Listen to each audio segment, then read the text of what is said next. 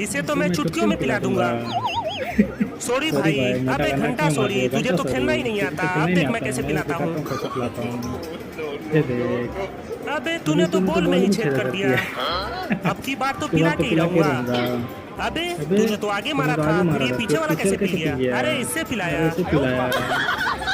अब देखता हूँ बेटा तू कैसे पिलाता है। अबे तूने बिना उसे टच किए इसे कैसे पिला दिया? अरे टच किया तो है। अब की बार तो तुझे चीटिंग करने ही नहीं दूंगा। अरे यार लो, चीटर कहीं के, तूने पैर से कैसे पिला दिया? मुझे क्या पता, मेरे पैर से ही पूछ लो। बहुत हो गया, अब मुझे तेरे साथ खेलना ही नहीं। खेलना तो तुझे पड़ेगा, चाहे मुझे अलग से आदमी ही क्यों न बुलाना पड़े। तुम सब अच्छे से ध्यान रखना जब तक मैं पानी पी के आता हूँ। ये ले आज साला को पूरा मिला हुआ